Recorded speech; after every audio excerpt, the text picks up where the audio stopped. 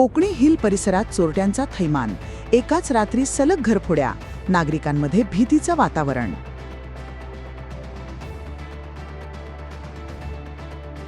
नंदुरबार शहरातील कोकणी हिल परिसरात मध्यरात्रीनंतर चोरट्यांनी अक्षरशः धुमाकूळ घालत सलग घरफोड्यांची मालिका रचल्याने नागरिकांमध्ये भीतीचं वातावरण निर्माण झाले आहे.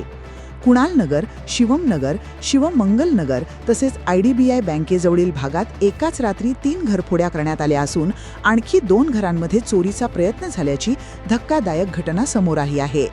घरातील सदस्य गच्चीवर झोपलेले असतानाच चोरट्यांनी संधी साधत लाखो रुपयांचा ऐवज लंपास केल्याची माहिती समोर आली आहे.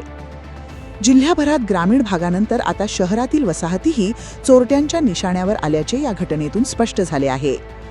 रविवारी मध्यरात्रीनंतर कोकणी हिल परिसरातील विविध भागांमध्ये नियोजनबद्ध पद्धतीने घरफोड्या करण्यात आल्या.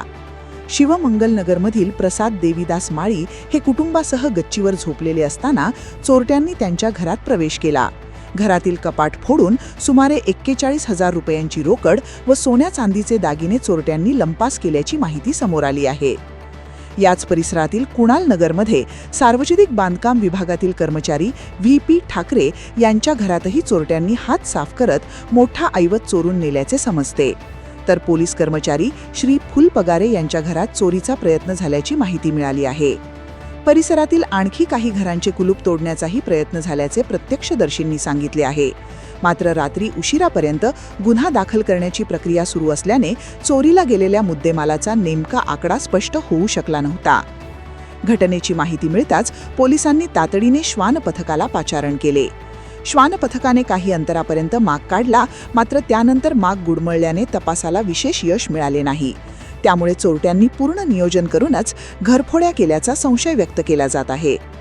शिवमंगल नगर परिसरातील काही CCTV कॅमेऱ्यांमध्ये तोंडाला रुमाल बांधलेले 3 संशयित युवक कैद झाले आहेत.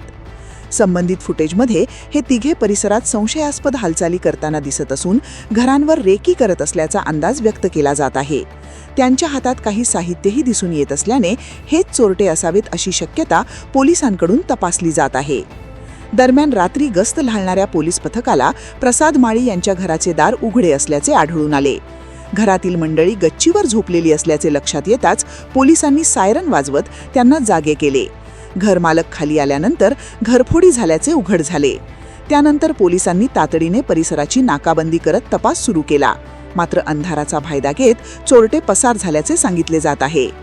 शहरात वाढत्या घरफोड्यांच्या घटनांमुळे नागरिकांमध्ये प्रचंड असुरक्षिततेची भावना निर्माण झाली असून रात्रीच्या पोलीस गस्तीत वाढ करण्याची जोरदार मागणी होत आहे.